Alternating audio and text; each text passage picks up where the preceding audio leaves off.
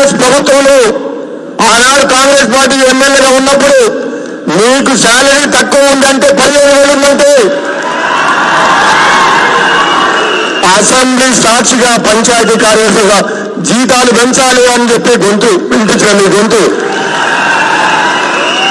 ఆనాడు ఆ దెబ్బకు 15,000 నుంచి 20,700 చేసింది. అవునా కాదా? గట్టిగా కొట్లాడినా ఆ రోజు ప్రజాస్వామ్యాన్ని కూలి చేసే విధంగా 12 మంది ఎమ్మెల్యేలు తీసుకొని ప్రతిపక్షం లేకుండా చేస్తే ఉన్న 6 5 ఏళ్ల పాటు ఎప్పుడు కూడా మేము భయపడలేదు. ఈ తెలంగాణ బిడ్డల కోసం తెలంగాణ వస్తే మా బతుకులు బాగోపోతాయని చెప్పి సకల జనులు అందరూ కూడా ఆశపడ్డారు.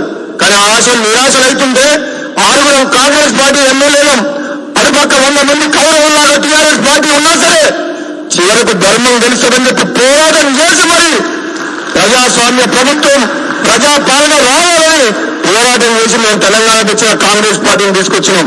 అందుకనే సోదరులారా, నా తర్వాత మన పిసిసి ప్రెసిడెంట్ గారు మాట్లాడతారు. ఆయన సంగారెడ్డి కూడా పోయేది కాబట్టి ఎక్కువ రాజకీయ ప్రసంగం చెప్పదలుచుకోలేదు. మన అందరికీ అభిమాన నాయకురాలు మన అక్క, ఎంతో అభిమానంతో ప్రేమతో పిలుచుకునే అక్క సీతక్క ఉన్నంత వరకు మీకు అన్యాయం జరగదు.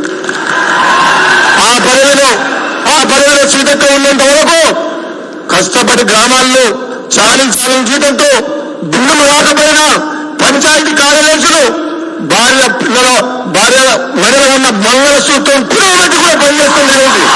నాకు తెలుసు ఆనాడు పంచాయతీ కార్యదర్శులకు ఎన్ని విధాలుగా ప్రభుత్వం ఒత్తిడి తీసుకొచ్చిందో, ఎంతమంది ఆత్మహత్య చేసుకున్నారో టీఆర్ఎస్ ప్రభుత్వంలో నేను తెలుసు నా కళ్ళతోటి. అందుకనే చెప్తున్నా, మీరు ధైర్యంగా ఉండాలి. ఇది కాంగ్రెస్ ప్రభుత్వం, ఇది ప్రజల ప్రభుత్వం. బడుగు వర్గాల కోసం, పేదవాళ్ళ కోసం, మీలాంటి చిన్న ఉద్యోగుల కోసం మీ హక్కులు కాపాడుతుందుకు, మీ జీవితాలను వెలుగు నింపడానికి ప్రభుత్వం పనిచేస్తుంది. ఆలస్యమైనా మీ సమస్యలు ఏమున్నా సరే మన సీతక్క ఉంది కాబట్టి ముఖ్యమంత్రి రేవంత్ రెడ్డి గారి దృష్టికి తీసుకుపోయి తప్పకుండా మీ సమస్యలు పరిష్కారం చేస్తుంది. నేను కూడా మీ ఎమ్మడి ఉంటా. ఒక తెలంగాణ ఉద్యమకారునిగా ఆనాడు నేను మా పొన్నం ప్రభాకర్ గారి ఇద్దరం పార్లమెంట్ లో తెలంగాణ కోసం ఎన్ని కోట్లాడినాం. తెలంగాణ వస్తే మా బతుకులు బాగుపడతాయని చెప్పి లక్షల మంది, కోట్ల మంది ఇక్కడ ఎదురు చూస్తున్నామని చెప్పి మేము ఇద్దరు ఆనాడు కాంగ్రెస్ పార్టీలో ఉండి సోనియా గాంధీ కాంగ్రెస్ పార్టీలో పిచ్చి తెలంగాణ వచ్చినాం. కానీ వచ్చిన తెలంగాణ ఆనాడు సీమాంధ్ర కాంట్రాక్టర్ దోపిడీకి ఎట్లయిందో గత 10 ఏళ్ళు కూడా ప్రాజెక్టుల మీద కమిషన్ తీసుకొని లక్షల కోట్లు తీసుకొని అదే ఆంధ్ర కాంట్రాక్టర్లకు ఒప్పచెప్పింది టీఆర్ఎస్ ప్రభుత్వం.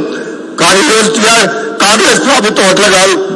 అప్పులున్నా, బాధలున్నా, కష్టాలున్నా ఈ పేదలకు ఇచ్చిన మాట నిలబెట్టాలని చెప్పి మీలాంటి ఆడుకోవాలని చెప్పి ఈ కాంగ్రెస్ ప్రభుత్వం పనిచేస్తుంది.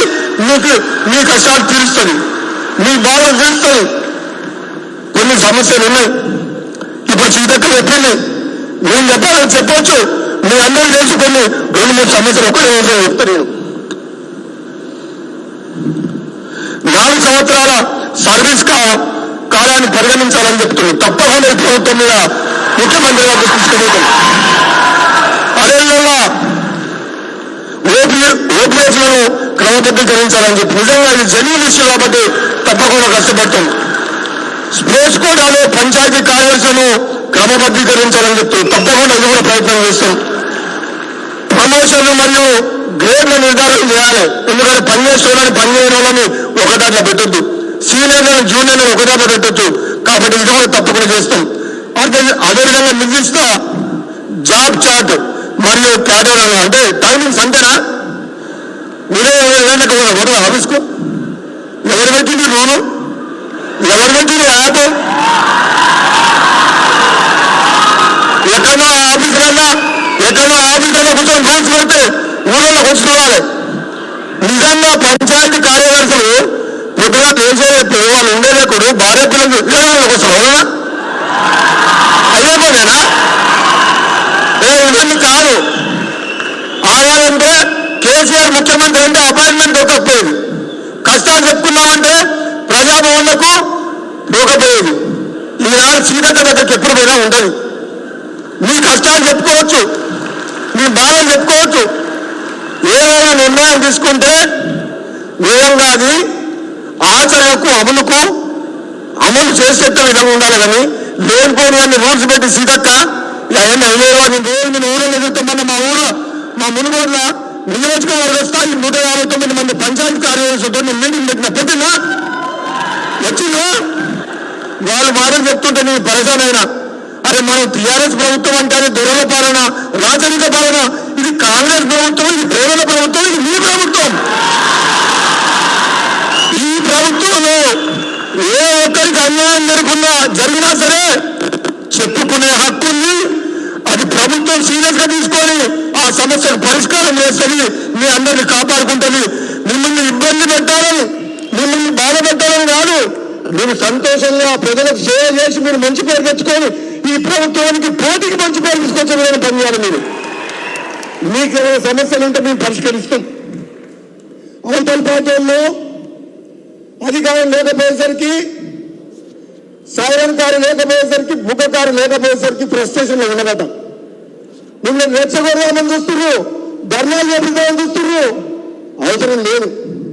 ఇక్కడ ముఖ్యమంత్రి, మంత్రులు, ఎమ్మెల్యేలు మీ అందరం మీరు ఏడికి రమ్మంటే ఆడికొస్తాం. మీరు ఎప్పుడు వస్తామన్నా మా ఇంటికి రాండి 24 గంటలు.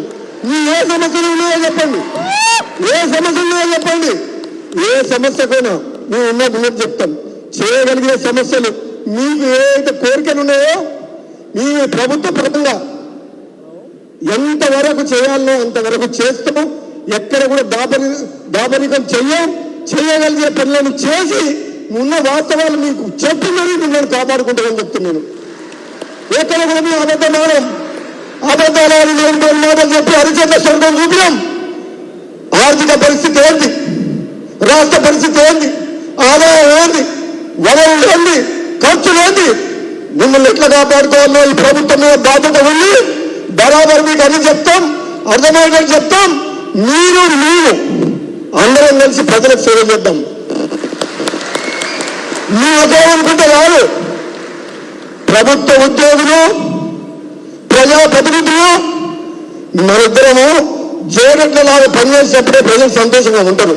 కాబట్టి సోదరులారా, మీకోసం ఎంత దూరం వచ్చి మా సీతకు వస్తుంది, మా పన్నం ప్రభాకర్ వస్తుందంటే మహేష్ కుమార్ గారు అన్నారు, మీరు అన్నా మనం కంపల్సరీ పోవాలి.